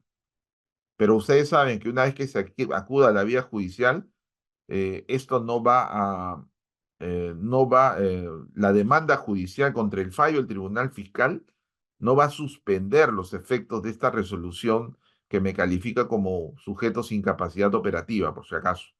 Porque existe un principio, el principio de autotutela de los actos administrativos, o el principio de ejecutoriedad, o el principio de veracidad del acto administrativo, en este caso es firme el del Tribunal Fiscal, y que se tiene que aplicar, ¿no? Así yo demande en la vía judicial, opera los efectos que vamos a ver a continuación. La SUNAT va a publicar una vez que sean firmes este acto, esta resolución que me declara a mí como proveedor sin capacidad operativa. La SUNAT va a publicar en su página web y en el peruano el último día hábil del mes, ¿no? La relación de sujetos sin capacidad operativa cuyas resoluciones hayan quedado firmes. Si por alguna circunstancia no se efectúa la publicación en el día antes indicado, en cualquiera de los dos medios, web de la SUNAT o Diario Oficial del Peruano, la citada publicación debe efectuarse en ambos medios el último día calendario del mes siguiente. O sea, es obligatorio que estén publicadas las dos, ¿no? Para que opere el efecto de esta condición. Tiene que cumplirse con ciertos requisitos. Esa publicación tiene que tener el número de RUC del sujeto, de ser el caso sus apellidos y nombres, razón social si es una persona jurídica, sus representantes legales, que el acto es firme, que el acto es firme, su fecha de emisión y la fecha en que ésta haya quedado firme. Eso es importante. La publicación se mantiene en la web por el plazo de 4 años. ¿Cuáles son los efectos de esa condición? Que tiene efecto a partir del día calendario siguiente a la publicación. O sea, no del día hábil, sino a partir del día calendario siguiente. ¿Y qué implica? que hay una baja automática de los comprobantes de pago físicos y de los documentos complementarios físicos, las notas de crédito, las notas de débito, ¿no? Conforme a lo que regula la SUNAT con resolución de superintendencia. A partir de ese momento, este sujeto solo podrá emitir boletas y notas de débito y crédito vinculadas a esas boletas, que como ustedes saben no otorgan derecho a crédito fiscal ni gasto, en el caso de los sujetos que estén en régimen general, hasta que venza el plazo de 4 años. Dichas boletas y notas de crédito o débito solo deben emitirse en forma electrónica. O sea, a partir de ese momento solo electrónico. Pero facturas, por ejemplo, o un ticket que dé derecho a crédito, eso no lo puede emitir durante esos 4 años, nunca. Las operaciones que se realicen con estos sujetos, estos proveedores que califiquen como sin capacidad operativa, ya sabemos que no permite ejercer el crédito fiscal y tampoco sustentar gastos. Esas son las reglas básicas de este caso. El pago tiene que pagar, o sea, en caso que se encuentren estos supuestos de sujetos que han seguido, continuado emitiendo después de esta publicación los comprobantes con crédito fiscal o con gasto, tienen que pagar el IGB. El IGB lo tienen que pagar de todas maneras. Es una ficción legal que estableció el legislador, una suerte de sanción, ¿no? Eh, Ahora, ¿qué ocurre con los casos en los que el proveedor, ojo, que el receptor de estos comprobantes eh, pueden pedir la revisión de estos documentos, ¿no? Respecto a sujetos que han sido calificados como sujetos sin capacidad operativa. O sea, se trata de documentos emitidos con posterioridad. O sea, si por ejemplo a mí estamos el 1 de noviembre, por ejemplo, ¿no? El 1 de noviembre y el 31 de octubre ya publicaron la lista de sujetos sin capacidad operativa, ¿no? En el peruano y en la página web de la administración. Entonces, a partir del día siguiente, eh, ya no pueden estas empresas proveedoras generar crédito fiscal o gasto para el adquirente. Sin embargo, pueden haber operaciones anteriores a esa publicación. A esas podría haber, ¿no? Casos de sujetos. Entonces, yo soy Carlos Moreano, soy el adquirente de un servicio y me doy cuenta de que, de que tengo facturas que han sido eh, emitidas antes de esa publicación. Entonces, tengo una opción, yo como adquirente. Puedo pedir a la SUNAT la revisión para ver si ese sujeto califica como sujeto sin capacidad operativa. Eh, ¿Qué pasa? Hay tres niveles, ¿no? Comprobantes emitidos a partir del día siguiente de la publicación. Esos no, pues, ¿no? Porque cuando yo ya veo en la web como adquirente o como posible adquirente de un sujeto, de un proveedor, y veo que ya está en la página web, entonces obviamente no voy a poder, no debería comprar, no debería adquirirle ni bienes ni servicios. Entonces, esos no pueden pedir la revisión de esos documentos porque automáticamente no van a tener derecho a crédito fiscal. Pero en los comprobantes de pago emitidos a partir del 20 de marzo del 2022 en que entre en vigencia esta norma, hasta el día de la publicación, en principio tampoco sustentan costo-gasto, en principio, pero se puede solicitar la revisión a la SUNAT, ¿no? O sea, yo como adquirente puedo solicitar la revisión de esos documentos. ¿Y desde dónde se solicita? Se solicita dentro de los primeros 30 días desde efectuar esa publicación, en la web de SUNAT o en el peruano. Y se inicia un procedimiento de fiscalización parcial, ¿no? Y ahí es donde puedo defender mi posición. O sea, yo como adquirente puedo defender esa posición y decir, oye, que no cuento, que en realidad yo, o sea, puedo dar mis descargos y decir que ese sujeto sí contaba con capacidad operativa en ese momento, porque acá justamente el problema que se puede generar es que yo al momento, de repente, de la operación, de la adquisición, yo sí contaba con capacidad operativa y que al momento de la fiscalización de repente ya no cuenta con eso. Es un problema. Entonces, por eso que es importante pedir y probar de que al momento de la realización de la adquisición realizada sí se contaba por este su proveedor con esa capacidad operativa, tengo que probarlo, ¿no? Eh, pero eso ocurre cuando no hay fiscalización todavía. Entonces yo puedo pedir a la SUNAT, oye, realízame una fiscalización parcial, en este caso, realiza una fiscalización parcial para ver si este sujeto, para probar de que este sujeto sí contaba con capacidad operativa. Pero puede haber que en el ínterin haya una fiscalización en trámite, ¿no? Eh, ya no aplica la solicitud de revisión, ¿no? Porque en ese caso tiene que primar la fiscalización convencional que se está realizando en ese momento, ¿no?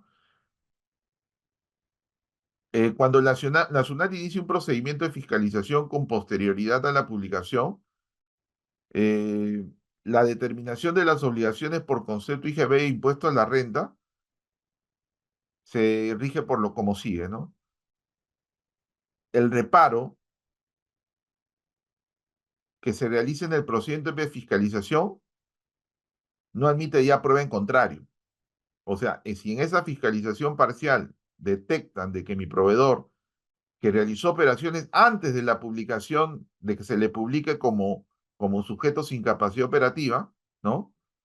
Eh, y se realiza esta fiscalización parcial, si después me realizan una fiscalización convencional, en ese caso, no, perdón, cuando no se realiza la solicitud de revisión dentro de los 30 días posteriores de esa publicación, automáticamente si la SUNAT tarde o temprano me realiza una fiscalización convencional, no va a poderse, ya no admite prueba en contrario. O sea, si yo soy un contribuyente que tiene en principio derecho a crédito fiscal en el IGB y gasto en el caso del impuesto a la renta y veo que tengo comprobantes que se emitieron antes de la publicación y dentro de los 30 días hábiles yo no le pido la revisión a la SUNAT para indicarle a la SUNAT que sí había capacidad operativa al momento de la adquisición, 3 años antes, por ejemplo.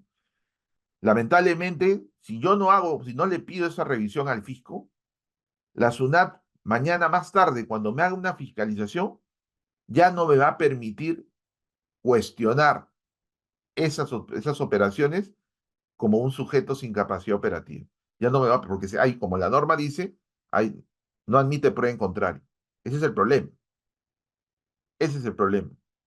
Entonces, por eso que es importante detectar, lamentablemente, si tenemos algún caso en el que actualmente se publique a ciertos sujetos sin capacidad operativa en la web de la SUNAT en el peruano y tengas operaciones de estos sujetos anteriores a esa publicidad, yo tenga que revisar mis documentos de adquisición y verificar que efectivamente sí se cumple, de que sí, en ese momento de la adquisición sí se cumplía, ¿no? Sí se cumplía con esa situación.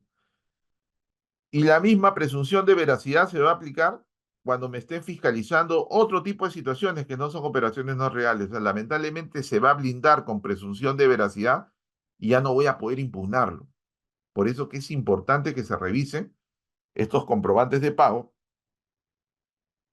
aun cuando se hayan emitido antes de la publicación, porque si se emiten después de la publicación, ni siquiera puedo pues revisar, no puedo pedir a SUNAT que los revise, automáticamente no va a poder deducirlos como costo gasto o crédito fiscal, ¿no? Entonces, eso es muy importante, ¿no? Estas fiscalizaciones tienen un plazo, ¿no? Con restricciones, obviamente, con restricciones.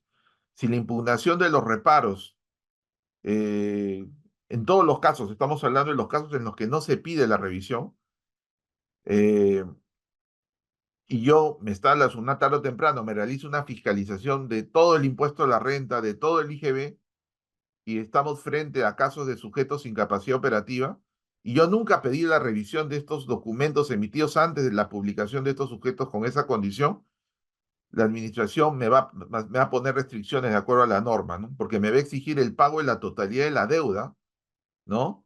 Incluso si yo lo presento dentro del plazo, del plazo sin pago previo, ¿no? O sea, me va a exigir, me va a poner restricciones, así lo ha establecido la norma. Entonces ahí tenemos un problema, ¿no? Por eso la importancia de que yo pueda pedir la revisión de los documentos de adquisición de sujetos que emitieron estos documentos antes de la publicación. Tengo que verificar toda mi base de datos de adquisiciones y verificar si estos proveedores califican como sujetos sin capacidad operativa. Entonces tengo dos posibilidades para un poco ordenarlo. Si yo tengo cada adquisición que haga, tengo que verificar si este sujeto califica como sujeto sin capacidad operativa. Entonces, si obviamente veo en la pantalla de la web de la SUNAT que califican como tales, no le voy a adquirir nada, obviamente. No voy a comprarles nada.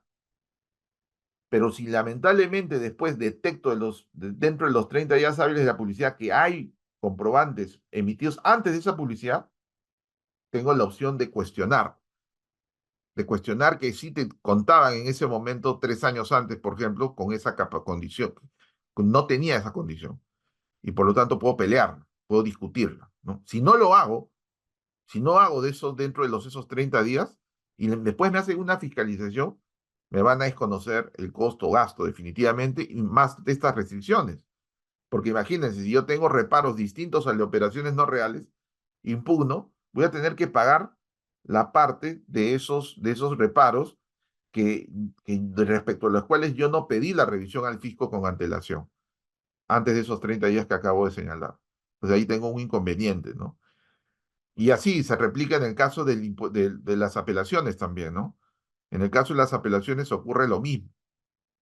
Tengo que pagar la totalidad de la parte que corresponde a estos reparos, donde yo no pedí en su momento la revisión de la SUNAT antes de los 30 días de publicados estos sujetos como sujetos sin capacidad operativa, ¿no? Dicho sea de paso, y dado por el tiempo, no solamente la condición se atribuye a una persona natural, también a personas jurídicas, y especialmente, como vimos en la exposición de motivos, a las IRL, ¿no? Eso es muy importante, ¿no? Y también sociedades, ¿no? Y incluso contratos de colaboración empresarial, también ocurre lo mismo. Eh, un caso muy importante es destacar aquellos supuestos en los que yo gano en el Poder Judicial, porque yo tarde o temprano puedo ganar en el tribunal, en el Poder Judicial. Ojo que cuando yo demando en la vía judicial, estos efectos no se suspenden los efectos, ¿ya? Y por lo tanto, si en el Poder Judicial se gana estos casos, obviamente esa sentencia firme del Poder Judicial le obliga a la SUNAT a que tenga que eliminar de sus publicaciones esta condición de sujetos sin capacidad operativa, ¿no? Lo tiene que reconocer la propia administración sin perjuicio de las otras acciones que correspondan. No sé, de repente el sujeto podría incluso hasta demandar a la administración por daños y perjuicios, eso podría hacerlo incluso, ¿no? Me parece que sí, porque esta condición es gravísima porque estás perjudicando a los adquirentes de bienes y servicios de sujetos de este tipo que finalmente ganan en el Poder Judicial, ¿no? Entonces, esto es muy importante. Con motivo de esta regulación de la condición de sujetos sin capacidad operativa, se ha modificado la ley del impuesto a la renta, por ejemplo, señalándose que no se deduce deducción, no se puede deducir costo-gasto cuando estas operaciones adquiridas vienen de sujetos con esa condición.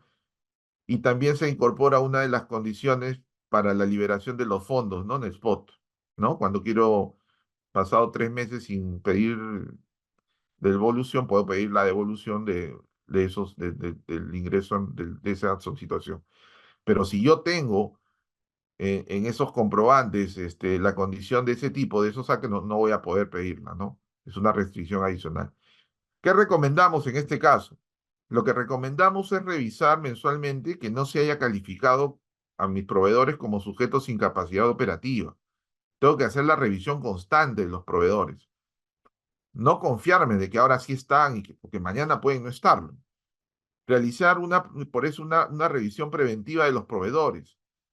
Eh, Esto incluye pues la revisión de documentación que permita acreditar que estos cuentan con los medios necesarios por la prestación del servicio que me han brindado. Lamentablemente vamos a tener que hacer eso y necesitas de una revisión preventiva, ¿no? Que servirá como sustento en una eventual solicitud de revisión. Me refiero a la solicitud de revisión, a esta solicitud que yo realizo respecto a los comprobantes emitidos por estos sujetos antes de la publicación de su condición de sujeto sin capacidad operativa. Esa es una de las partes más importantes, porque cuando está publicado yo voy a ver, ¿no? Y no tiene capacidad operativa automáticamente. El problema es cuando a mi proveedor lo califican sin capacidad operativa después, antes de las operaciones que yo tengo en estos momentos. Ahí es donde tengo que hacer una revisión importante, ¿no? Eh, y básicamente es eso, ¿no? No sé si hasta aquí tienen alguna pregunta sobre este tema. Es muy importante hacer esa revisión. Lamentablemente esta regulación ha venido para quedarse y por lo tanto tenemos que ser muy cuidadosos al momento de cuidar los plazos, tener un mecanismo de control, ¿no? Un mecanismo de control tal vez en la contabilidad para que se vean alertas, ¿no? Y hacer, obviamente, fiscalizaciones, tomar los servicios de fiscalizaciones preventivas, porque es importante de que ustedes con sus equipos que ven el tema fiscal, se puedan, digamos, blindar ante este tipo de situaciones, ¿no? Tiene que haber una, un mecanismo de blindaje, ¿no?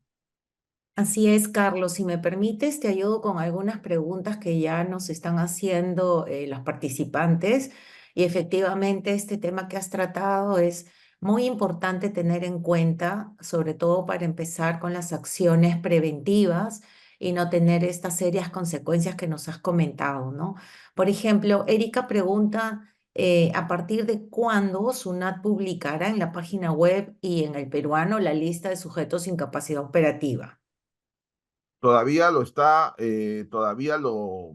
lo está, no lo ha determinado todavía, ¿no? Todavía no lo ha determinado.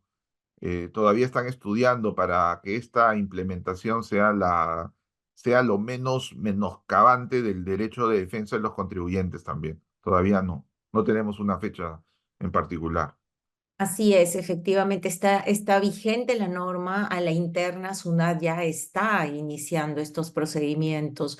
En este momento pueden darse casos en los que ya se esté cuestionando esto y las empresas deben de estar pues levantando sus observaciones a fin de que no logren obtener esa resolución firme de calificación de sujetos sin capacidad operativa, porque el día que eso salga es que se va a hacer la publicación. En una reunión que tuvimos Claro, de gremios con SUNAT, también nos indicaron que están en ese momento, así es que estamos atentos, todavía no se ha publicado. José claro. Requena, ¿no? Ujú. Perdón, José Requena también dice, y esto es importante porque seguramente a muchos les ha quedado esta duda. Dice, no me queda muy claro el tema de los plazos. ¿Qué pasa si mañana sale la lista de proveedores sin capacidad operativa? Y yo con ese proveedor he tenido operaciones desde el 2022. ¿El reparo del gasto y del IGB sería desde el 2022 o solo por el periodo que fue fiscalizado mi proveedor? No, es que la fiscalización se la van a hacer al adquirente, ¿no? El adquirente es al que se le va a restringir el crédito fiscal y el gasto. O Así sea, es. claro, es al que le van a restringir el gasto, ¿no? Este, Obviamente que cuando le atribuyan la condición, tu proveedor debe haberse ya defendido. O sea, se le va a Así es. atribuir la condición de capacidad operativa. Eso no me refiero a eso, sino que hay dos procesos, ¿no? El proceso para calificarte como proveedor sin capacidad operativa, ahí es Ujú. donde tú te puedes defender y ahí viene la firmeza, porque antes de publicar tiene que quedar firme. Así Ojo, es. tiene que quedar firme la resolución que te califica como sujetos sin capacidad operativa. No impugnaste, por ejemplo, te desististe, ¿no? O lo hiciste fuera de plazo, ¿no? ¿Me entiendes? O sea, esas son las condiciones. Y una vez que opere esa firmeza, recién te publicarán, recién Sí, realizarán la publicación.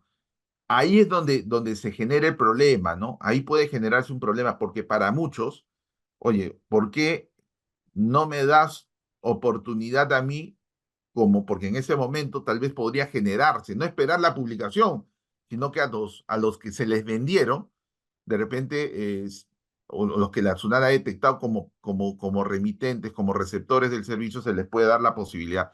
pero la SUNAT ha querido supuestamente ser ordenada y decir, oye, recién lo puedes hacer la revisión, pero solamente respecto a a las que se emitieron antes de la publicación. Claro, uno podrá pensar, oye, ¿qué legitimidad? ¿Cómo no voy a tener legitimidad yo para cuestionar la condición de un sujeto al que yo le adquirí al momento que le están atribuyendo la condición en una fiscalización de sujetos sin capacidad operativa? Ahí es donde sí es discutible. Es discutible, ¿no, Marisol? Me parece que sí, porque no va a poder al adquirente en ese momento brindársele la posibilidad de poder discutir que su proveedor sí lo tenía al momento de la realizada la operación. Eso es lo que siempre en otras realidades fiscales también se ha discutido, ¿no? Exacto. Solamente te dan la oportunidad de discutir para las operaciones realizadas antes de la publicación, pero no después de la publicación, y eso sí genera una injusticia, ¿no? Así Y es. solamente para terminar de contestar la pregunta, cuando ya te estén fiscalizando a ti como adquirente, si tú no haces ordenas o pides la revisión de los documentos emitidos antes de la publicación, lamentablemente después ya no vas a poder hacer nada. Eso es lo Así lamentable. es. Es Eso, muy lamentable y es importante que se tenga en cuenta lo siguiente.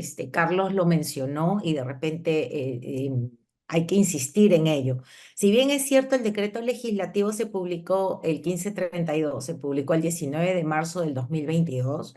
En la misma norma se indica que los efectos serán aplicables a los comprobantes de pago que se emitan a partir del día siguiente de su publicación. Es decir, si hoy día sale publicado el sujeto sin capacidad operativa, de hecho, de aquí en adelante o del día siguiente, yo no debo de contratar con ellos absolutamente nada. Pero ¿qué pasó si yo a ese proveedor lo tengo contratando bienes y servicios desde el 20 de marzo del 2022 en adelante? Yo recién me informo de que ha salido publicado? Ahí está el punto de quiebre. Del 20 de marzo de 2022 hasta esa fecha, si yo tuve operaciones con ese proveedor, es que tengo que levantar la mano en automático y pedir dentro de ese plazo de 30 días que comenta el doctor la fiscalización parcial que tengo que pedir para poder defenderme de todos esos comprobantes de pago con fehaciencia, demostrando que mi operación sí fue real, para que no me discutan el gasto ni el crédito fiscal. Si yo no levanto la mano y pido una fiscalización parcial a la SUNAT y hago caso omiso de ello, está el perjuicio total, porque finalmente en una fiscalización posterior que le hagan ustedes de ese periodo, no van a tener forma de defenderse. Eso es lo que el doctor Carlos sí, Moriano nos ha compartido con mucho énfasis, pero hay que volverlo a repetir porque justamente a partir de esta es la consulta, entiendo que está haciendo el sí. participante, Claro, ¿no? para las operaciones anteriores a la vigencia de esa norma se rige por las reglas Eso sí, convencionales que ya conocíamos, ¿no? O sea, claro. para el caso concreto te pueden desconocer, pero bueno, ahí es un tema, un mecanismo mucho más complicado para el fisco porque tiene que obviamente evidenciar que la operación es irreal, ¿no? Como los casos que ocurrían antes de esta norma. Alex. Así Claro, es. El día así a es. día que hemos tenido y que hemos pasado todos en una fiscalización tratando de que SUNAT nos desconozca las operaciones reales, ciertamente porque por fehaciencia la empresa no ha estado en condiciones o no ha sido capaz de demostrar esa operatividad, o porque también en algunos casos SUNAT en un extremo de necesidad de recaudación, pues aún con la demostración ha seguido pidiendo más información, como bien lo comentaste. Aquí Catherine también nos pregunta, a ver, perdón, acá donde estamos, Miguel Espinosa dice, si el cliente solicita la revisión de esos comprobantes, ¿qué tendría que hacer para que finalmente le reconozcan los documentos? Pues documentar toda la fehaciencia posible de esa información, ¿cierto, Sí, Carlos? sí, especialmente que al momento de realizar la operación, existe, digamos, la acreditación o el indicio razonable de que ese proveedor sí contaba con capacidad operativa, ¿no? O sea, sí tenía activos Sí. idóneos, sí contaba con personal, tenía un sistema financiero de determinado tipo, acciones de cobranza, etcétera. O sea, Así tiene es. que demostrarlo, ¿no? Ahora, en ese caso, claro, no olvidemos que cuando la administración realiza este procedimiento de atribuir a los sujetos sin capacidad operativa, lo hace en un momento distinto, que no necesariamente coincide con el momento de realizar la adquisición, ¿no? Así Eso es es. muy importante, eso es muy importante, por eso que te dan esa oportunidad de, claro, lo injusto es que esa capacidad de poder controvertir que tú tienes para los documentos emitidos antes de esa publicación, no lo puedas hacer para los documentos posteriores a esa publicación, ¿no? Porque no tienes, pese a que tienes legitimidad, yo creo que la tengo, yo Sí. creo que la tengo, pero lamentablemente la norma no se ha puesto en ese supuesto y creo que va a haber casos en los que tal vez se pueda incluso invocar la inconstitucionalidad de esos casos, porque yo sí tendría legitimidad Es. para poder cuestionarlo, ¿no? Así es, pero una vez publicado ya, pues para evitar problemas, las empresas tenemos que dejar de contratarlos lamentablemente, ¿no? Catherine Sí. Pachas nos dice, ¿dónde ubicamos el listado de sujetos sin capacidad operativa? Ya dijimos, Catherine, que todavía no se ha publicado, hay que estar atentos a ello. Y si se emite una resolución por proveedor o se publicará una resolución con un listado. O sea, para que se publique el nombre de ese proveedor en ese listado de sujetos sin capacidad operativa, es porque ese proveedor ya recibió una resolución firme calificándolo como tal. Entonces ya ha tenido su oportunidad y su momento de defensa en el que coincido contigo, Carlos. Lamentablemente los que hemos comprado o participado de esa operación no tenemos oportunidad de apoyar la defensa de este proveedor que está siendo fiscalizado en este momento, ¿no? Exactamente. Pablo Espinosa nos dice, buenos días, los representantes legales y o socios de una persona jurídica, la cual se calificó como sujeto sin capacidad operativa, ¿podrían formar nuevas empresas? No, de hecho, por el tiempo seguro Carlos no ha entrado a ese detalle, pero no se puede, ¿cierto, Carlos? Sí, sí, efectivamente, tienen unas restricciones que se establecen en detalle en la norma y Así es. lamentablemente también tenemos ese inconveniente, ¿no? En realidad como regla general, hay que no solamente limitarnos al proveedor, sino también a aquellos que nos representan, ¿no? Tenemos que hacer una revisión completa de todo ello, ¿no? Así es, de manera preventiva, porque seguramente, Mm. así como está consultando Pablo, a muchos se les ocurriría esa salida, pero ya está contemplada en la norma que están prohibidos. Minera Exacto. Confianza nos pregunta, ¿podría por favor repetir la base legal relacionada a los 30 días que se tienen para solicitar la revisión?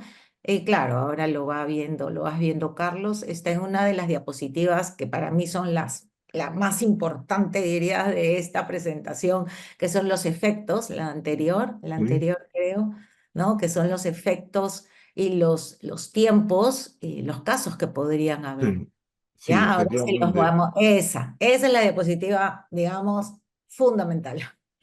Sí, efectivamente, son 30 días hábiles siguientes a la publicación, a esa publicación que se realiza de los sujetos sin capacidad operativa. Pero nos estamos refiriendo nuevamente esos 30 días rigen respecto a, digamos, a las comprobantes emitidos antes de esa publicación. O Así sea, la es. oportunidad Ese te es la un dan para motivo. los emitidos antes, ¿no? Y obviamente emitidos a Desde el partir de 20 la de vigencia de marzo. la norma, del 20 de Exacto. marzo del 2022 que entre en vigencia este decreto legislativo, ¿no? Así es. Renzo Suazo también nos pregunta, bajo esta norma tendríamos que enviar la lista de todos los proveedores de los que sospechamos que no tienen capacidad operativa. Sin embargo, esa información es confidencial. Cuando sean reportados y nos fiscalicen, nos desconocen el crédito por no haberlos reportado. No, nosotros no tenemos ninguna obligación de reportar a nadie, Renzo. Lo que estamos sugiriendo, y el doctor también lo ha comentado, es que las empresas de manera preventiva ya deberían de hacer una revisión de esos proveedores que sospechamos no tienen capacidad operativa para documentar fehacientemente nuestra operación y estar preparados pues el día que toque, ¿cierto? No sé, Carlos, ¿qué opinas? Exactamente. No, exactamente, tal cual. O sea, a eso se refiere. Porque evidentemente es información obviamente sensible, pero sí tenemos que pedir, coordinar con nuestro proveedor, ¿no? Porque Sí, muchas de esas operaciones son de 2 o 3 años antes. Y así ahí es, es o 2 años antes, ¿no? Pero ahí viene lo complicado, ¿no? Por eso hay que hacer un análisis preventivo para preventivo, muy darnos frente a esta importante. situación. Víctor Hanco nos dice, somos una empresa minera y acopiamos minerales. a mineros artesanales colindantes a nuestros denuncios mineros. Estos mineros deberían de sustentar su capacidad operativa, recordando que estos mineros son gitanos, hoy están en la zona, después se van a otras zonas y así sucesivamente. Sí, ¿Qué bueno, opinas de ese caso? Es claro, complicado. ahí es complicado, ¿no? Porque sabemos que en varios sectores de nuestra economía hay mucha informalidad, ¿no? Y eso puede complicar la situación, ¿no? Sin duda, Eso sí. nos va a forzar como empresa a evaluar muy, pero muy profundamente a qué mineros o a qué proveedores vamos a contratar para ello. Ese es un poco el mensaje del webinar de hoy, ¿no?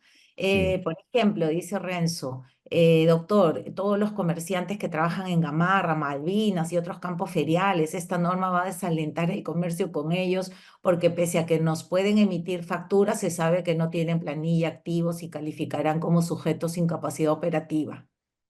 Claro, pero acuérdate que los elementos que toma en cuenta el fisco también depende del sector, el volumen de ventas, o sea, también tiene que la administración entender también la situación de formalización que hay en el Perú, ¿no?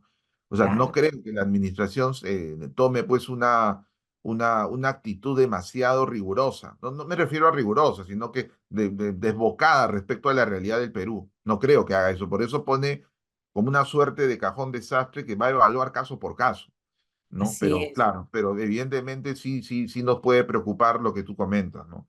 Claro, Esperemos que además, además, perdón, Renzo, también cuando estos proveedores de Gamarra, Malvinas sean fiscalizados por SUNAT para demostrar su capacidad operativa, pues tienen que hacerlo con todas las pruebas para que justamente no aparezcan en ese listado.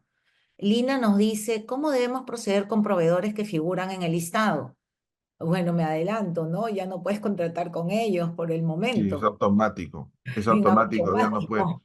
Claro, eso es Así como es. cuando tú cuando tú que lamentablemente adquieres a un sujeto con condición de no habido, ¿no?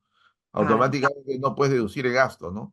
Y justamente en el Poder Judicial ya, claro, son casos que no sé si van a prosperar, en donde se discute que yo como proveedor, perdón, como receptor del servicio, hay quienes están impugnando esa condición, porque nunca me mostraste los documentos que acrediten la condición de no habido, por ejemplo. Igual en este caso, pero no sabemos si eso va a prosperar. Porque así claro, es. sí es un poco injusto, pero lamentablemente a nivel administrativo, como dice Marisol, tenemos el problema, ¿no? Para las operaciones realizadas después de la publicación, automáticamente eso para el fisco no se va a poder deducir, para el tribunal tampoco, ¿no? Tribunal fiscal. Y Lina nos dice, y si no tengo operaciones con ellos, pues mejor, Lina, no tienes que hacer nada, simplemente contratar a proveedores que no estén en esa lista. Daniel Yacolca, qué lindo, Daniel, que estés con nosotros. Daniel nos dice, de seguro tendrá la opción de salir del listado cumpliendo los requisitos. Saludos, excelente exposición. Gracias, Danielito. Gracias, Efectivamente. Daniel, un gusto, Daniel. Sí, José Requena sigue preguntando aquí, entonces tengo 30 días después de que SUNAT publique la lista en su página web para solicitar que me fiscalice. Bueno, tienes hasta ese plazo, ¿no? Después de 30 días, porque después de 30 días ya estás en sí. el límite. Claro, y si te hacen y se te inicia una fiscalización convencional después de esos 30 días, y lamentablemente van a primar las restricciones que he señalado, ¿no? O sea, ya no Así, puedes impugnar, te van a pedir el pago previo, en reclamo, así lo hagas dentro del plazo o en apelación. así es. Erika indica, opino que en vez del listado de sujetos sin capacidad operativa, SUNAT debería notificarnos a través del buzón electrónico indicando que nuestro proveedor ha sido considerado, ya que buscar a través de un listado resulta muy laborioso.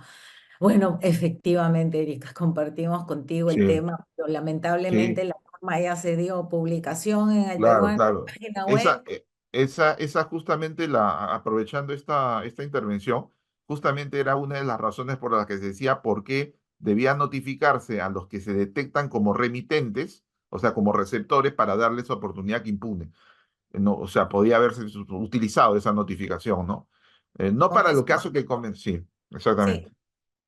con eso, pues estamos todos claros que tenemos que agregar un procedimiento adicional en nuestros controles internos, así como revisábamos si era habido o no ha habido, ahora revisar e incluir si está en el listado. Y finalmente, Mario dice, es muy poca formalización para los proveedores de restaurantes. ¿Qué hacer? Los proveedores formales encarecen todo el producto. Claro, ese es justamente una de en realidad una de las razones por las que se dictó esta regulación, ¿no? La SUNAT en la exposición de motivos Sí, justamente habla de eso. Justamente, incluso en un caso, uno de los casos emblemáticos fue uno de una empresa que ella dice que ocurrió en el campo en el campo de la gastronomía, ¿no? De los restaurantes, ¿no? exacto. Justo en la exposición de motivos salió de un caso emblemático en el que había supuestamente una colusión entre, ¿no? Entonces, el caso emblemático es el caso de los restaurantes, lo dice la propia, lamentablemente eso lo invoca, ¿no? Por eso hay que tener cuidado ahora, ¿no? Especialmente con este tipo de rubros, ¿no? Pese a que uno se Así es. confía y uno cree que está comprando a una entidad que sí tiene esa capacidad, pero por ahí no lo ostenta, entonces ahí vamos a tener serios problemas en el futuro, lamentablemente, ¿no? Y lamentablemente, porque lo que se busca es formalizar, claro, con estos mecanismos demasiado duros y exigentes que a los empresarios y empresas formales nos obligan a tener más controles. Sé que este tema ha motivado muchas preguntas. Vamos a pasar al del perfil de cumplimiento, pero acá hay dos temas rapiditos que los aclaramos fácilmente, ¿ya? Efectivamente, Milagro, si ya estás en el listado o ves a tu proveedor en el listado, ellos ya no pueden emitir facturas, solo boletas. Eso significa que no puedes deducir gasto y estás pues limitado a contratar con ellos. Jacqueline dice, entonces, ¿cuándo debo solicitar la fiscalización? Cuando tu proveedor salió en el listado de sujetos sin capacidad operativa, pero tú has contratado con él desde antes, desde el 20 de marzo del 2022. Es ese lapso de tiempo que está quedando en el aire y como está vigente la norma, tú tienes que pedir que te fiscalicen para que a ti te reconozcan el gasto y el crédito fiscal. Con eso creo que, Sí, claro, sí, y no perder de vista nomás que, o sea, pero el hecho que ahora sea tu proveedor no esté en la lista no significa que después no lo puede estar. O sea, claro, eso hay hay que que cuidar, revisarlo no hay siempre. que confiarse, sí. Sí, José bueno, dice que si el ajá, tema es retroactivo, no es inconstitucional, entiendo que sería guiarnos de los plazos de prescripción, etcétera. Bueno, ahí hay un sí, tema ya constitucional que con eso cerramos tu comentario de este tema, Carlitos.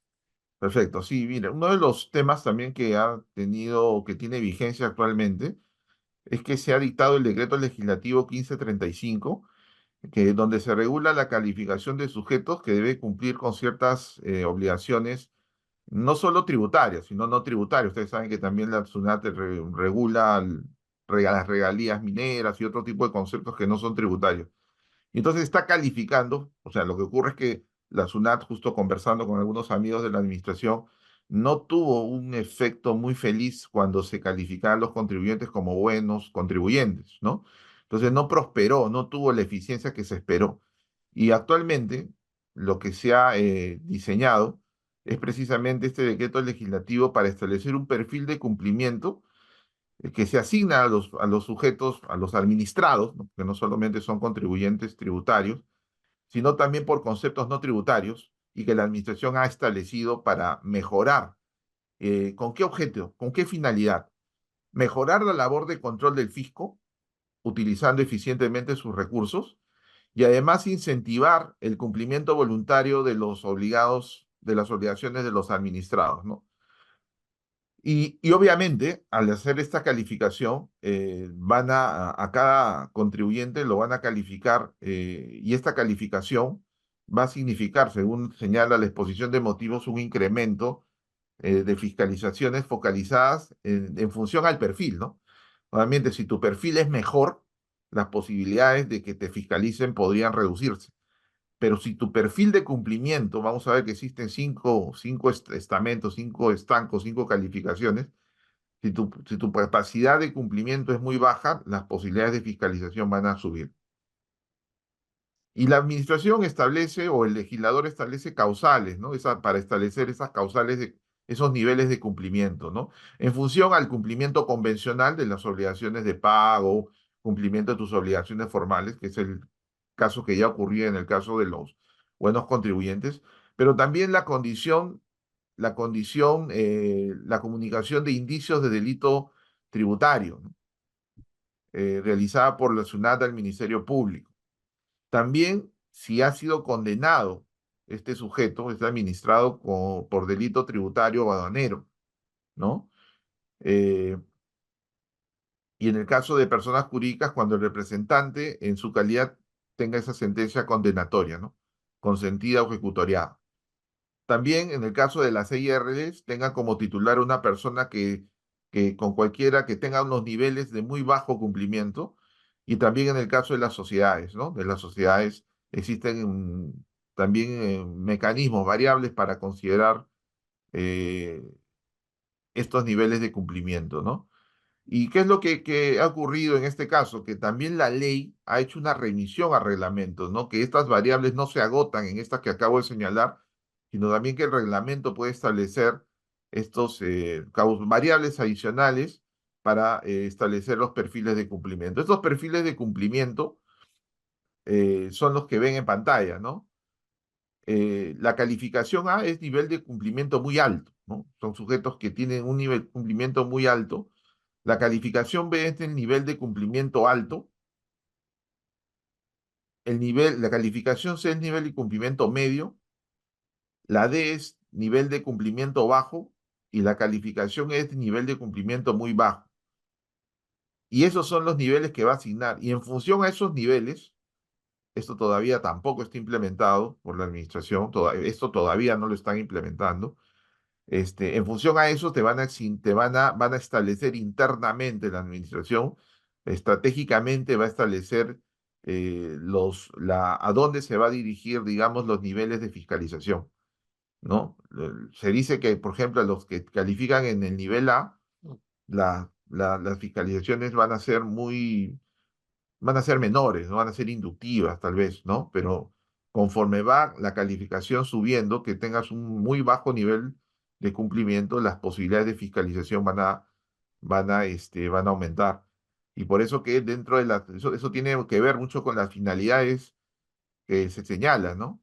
Que buscar mecanismos de eficiencia en los recursos de la SUNAT.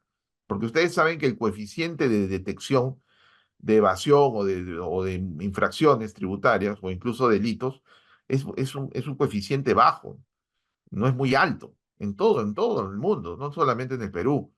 Entonces, las administraciones, por eso tienen discrecionalidad para fiscalizar. Y dentro de ese patrón de discrecionalidad, establecen mecanismos como estos para que sea lo más eficiente posible, ¿no? Como por ejemplo, incluso calificar o segmentar a los contribuyentes en principales, medianos o pequeños, ¿no? De eso se trata, ¿no? De que la administración mejore y además se incentive el cumplimiento, ¿no? Porque mientras tú cumplas mejor tus obligaciones tributarias o las no tributarias que administra la SUNAT, obviamente tu rango, el rango que acabo de señalar de nivel de cumplimiento muy alto, vas a llegar incluso a esos niveles, ¿no? Con lo cual las contingencias que tengas con el fisco se van a reducir ampliamente. Eh, estas, esta, eh, Estas asignaciones que va a realizar el fisco sobre el perfil de cumplimiento se pueden impugnar, ¿no? Pero esta impugnación, a diferencia del otro régimen de sujetos sin capacidad operativa, no se van a regir por el Código Tributario, ¿no? Sino se van a regir por la Ley del Procedimiento Administrativo General, porque en este caso el legislador ha considerado de que esta calificación tiene una vinculación, no tiene una vinculación directa con la obligación tributaria. Entonces no va a llegar al tribunal fiscal. Esto es muy importante destacarlo. ¿Por qué razón? Porque ustedes saben que en los tribunales fiscales en el mundo, estos tribunales especialistas en temas fiscales, administrativos, lo que buscan es supuestamente abocarse a temas contingentes vinculados a la recaudación en forma directa, o sea, directa con la obligación tributaria, ¿no? Cuando se trata de temas administrativos, estrictamente administrativos, o que aparentan incluso ser tributarios, pero son administrativos, el Tribunal Fiscal, en atención a los artículos 162 y 163, no los ve. En este caso, el legislador ha sido claro, ha dicho que estas impugnaciones no se rigen por el Código Tributario y solo el Código Tributario se va a aplicar, pero de manera supletoria. Entonces, la regla es que aplica la ley de procedimientos. ¿A quién voy a impugnar? Ante la propia administración tributaria. Entonces, lo cual genera un inconveniente para muchos, porque se va a discutir y se va a decir, no, no me parece justo de que el propio fisco sea el que tenga que resolver en primera y segunda instancia este tipo de controversias, ¿no? Más aún si la impugnación de la resolución que te declara como tal no suspende los efectos de esta, porque así tú impugnes, esa calificación no se va a suspender con la impugnación. Entonces ahí tenemos un serio inconveniente. Y aquí es importante destacar eh, lo relativo, que estos perfiles de cumplimiento podrán ser consultados. Por el momento se va a poder consultar, hacer como una suerte de simulacro, ¿no? Para ver en qué situación yo me encuentro. La administración ha informado que será de acceso público en agosto de 2025. Y acá, fíjense las limitaciones que va a generar. Cuando te califiquen, por ejemplo, dependiendo del nivel en que tú te encuentras, van a haber beneficios en cuanto al plazo de presentación de declaraciones juradas, en cuanto a los fraccionamientos, si te dan carta fianza o no, incluso en el tema de las retenciones. Va a haber una serie de beneficios y también limitaciones si tú estás en un nivel de cumplimiento muy bajo también, ¿no? Entonces, te van a poder dar, de repente, si tienes un alto nivel de cumplimiento, un mayor plazo para la atención o más rapidez para, tal vez, para la atención de las solicitudes de devolución, eh, la formulación o no de medidas cautelares previas. O sea, va a tener una serie de beneficios y limitaciones esta calificación. El problema que se ha generado ahora último, y eso lo quiero destacar, es con el tema de la publicidad del perfil de cumplimiento. Porque cuando el legislador empezó a analizar lo relativo a la publicidad, se hizo una comparación con las realidades de Chile y Argentina, que tienen sistemas parecidos al que estamos comentando. ¿Y qué pasaba? Que en Chile y en Argentina se evaluó y se dijo, esto jamás puede ser de dominio público para el mercado, ¿no? ¿Por qué razón? Porque se estaría afectando la intimidad de los contribuyentes, o sea, se estaría afectando la reserva tributaria. Y esto es obviamente inconstitucional. Nosotros creemos de que publicar el nivel de cumplimiento de los contribuyentes en el mercado, porque la SUNAT lo pretende hacer a través de su página web, eh, de acceso a todo el público en general, va a afectar a estas personas. Es más, la ley autoritativa por la cual se dicta este decreto legislativo nunca se refirió a la reserva tributaria. Como ustedes saben, la reserva tributaria establece que cierta información a la que tiene acceso el fisco solamente puede ser para fiscalizar, para lograr el objetivo y combatir la evasión. Pero jamás esa información puede ser develada al dominio público, salvo determinadas excepciones. En esas excepciones que dice el artículo 85 no se encuentra esta posibilidad de que la gente tenga acceso, cualquier persona tenga acceso a la información de los operadores en el mercado, de estos niveles de cumplimiento. Ese es el problema que tenemos ahora. Va a ser, y lamentablemente el artículo 11 de este decreto legislativo lo señala. O sea, señala que sí se va a poder realizar estas consultas, lo cual es completamente inconstitucional. Primero, por las razones, un poco quiero de repente ordenar. En primer lugar, porque la ley autoritativa del decreto legislativo no se refiere a esta publicación. Está bien que la administración tenga estas herramientas para combatir o mejorar el cumplimiento voluntario y mejorar sus posibilidades de control, pero eso lo maneja internamente. No tiene por qué revelar de que un sujeto tiene un bajo o mucho o un gran nivel de cumplimiento. Creemos que eso es muy peligroso. Creemos que la ley autoritativa de este decreto legislativo no lo autorizó. Creemos que ese artículo 11 es inconstitucional. Y también creemos de que, como ustedes saben, la Constitución regula la reserva tributaria y una de las excepciones, estableciendo excepciones de la mano con una norma de desarrollo constitucional que es el artículo 85 del Sí. Código Tributario. Entonces, desde ese punto de vista, creemos de que esperemos de que el fisco o en todo caso se neutralice este artículo 11 y no se efectivice una publicación Sí. de la calificación que estamos comentando, ¿no?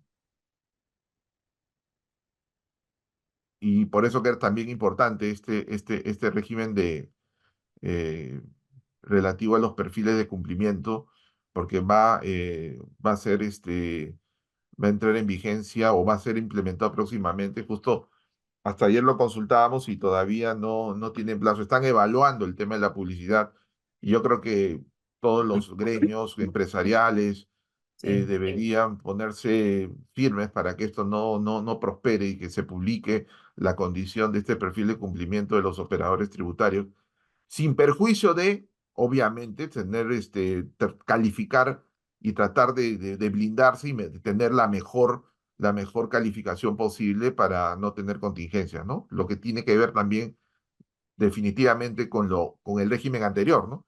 Tener un blindaje y que hacer un trabajo preventivo, ¿no? Y lograr de que las fiscalizaciones no me ubiquen en un nivel de cumplimiento alto y no en el más bajo, ¿no? Así es, Carlos. Muchísimas gracias. Estos dos temas que consideramos eran necesarios compartirlos con todos para que vayan preparando sus áreas de revisión, de prevención a tiempo. Estamos a tiempo porque aún no se ha publicado el listado de proveedores calificados como sujetos sin capacidad operativa, ni todavía nos han perfilado en el cumplimiento a los contribuyentes. Lo cierto es que si mostramos, pues, que somos contribuyentes cumplidos, ordenados, pagamos en fecha, etcétera, vamos a lograr estar para no tener ningún problema en una calificación A, en una calificación B. Nadie va a querer estar en estos niveles de cumplimientos medios, bajos o muy bajos, porque justamente las categorías finales van a tener muchas restricciones, muchos problemas. Y ciertamente muchos de los participantes comentan la inconstitucionalidad, pues, de esta norma. Y como lo has mencionado muy bien, ese artículo 11, ya los gremios empresariales se han venido pronunciando y se han reactivado las mesas de trabajo de SUNAT con los gremios empresariales, donde se están tratando estos temas. Así es que vamos a tratar de que la academia, los gremios, los colegios profesionales empecemos a hacer pues toda una campaña para que esto no prospere. El hecho de que mi información vaya a terceros es abiertamente inconstitucional, ¿no? Y muy peligrosa.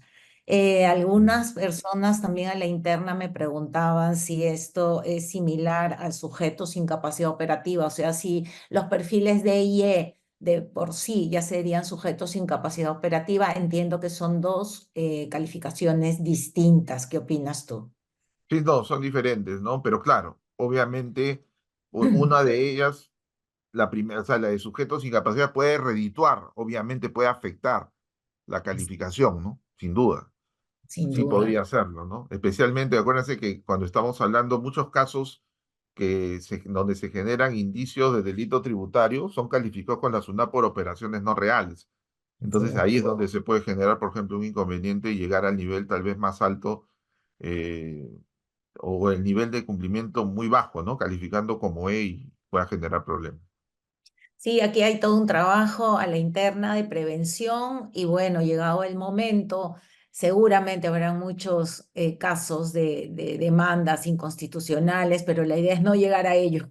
Preparémonos Así es. para estar en orden y bueno, eso es parte de la labor que tenemos siempre como Quantum Consultores, Escuela de Negocios y todos nuestros aliados, como los docentes que participan con nosotros para siempre cultivar este tema de prevención que no ha sido tan tratado por las empresas y que obviamente al día de hoy son de suma importancia. Muchas gracias, Carlos. Gracias a todos. Y si me permiten solamente unos minutos para terminar de compartir con ustedes lo final de esta presentación para poder pues continuar y ya nuestras labores en las que efectivamente nos dimos cuenta de que nuestro expositor pues tenía un trabajo importante y quisimos hacerlo a las 10 de la mañana, sin importar pues que sabíamos que estamos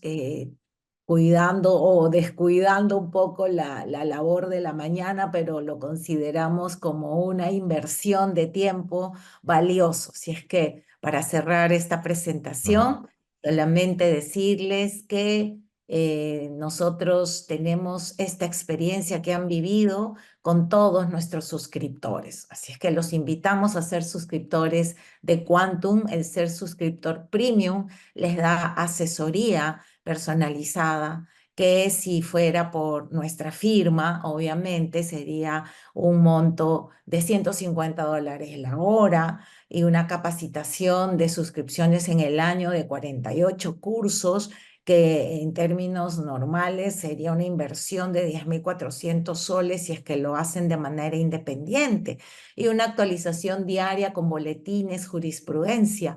Pero nuestros suscriptores en esta labor de responsabilidad social, por 1.999 soles por todo el año, incluido IGB, tienen acceso a todo esto, a las grabaciones, a los materiales, y por haberse quedado con nosotros hasta el final, pues tienen un descuento del 20% cuando se hace un pago al contado.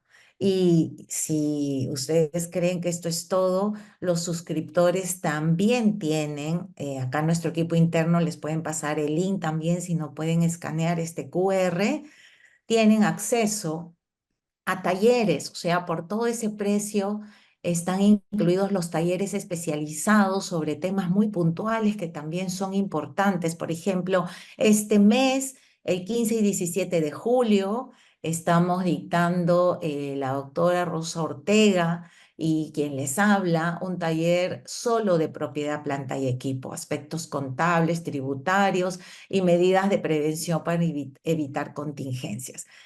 Pueden adquirirlo de manera independiente, pero obviamente si son suscriptores, todo esto está incluido. Síganos en nuestras redes sociales, siempre compartimos información relevante, de importancia, y esa es nuestra labor y la que nos hemos puesto en la meta como Quantum Consultores. Así es que muchísimas gracias y los estamos viendo también en nuestro webinar, pues, del mes de agosto, como todos los webinars mensuales que acostumbramos a hacer. Que tengan muy buenos días. Hasta luego. Gracias.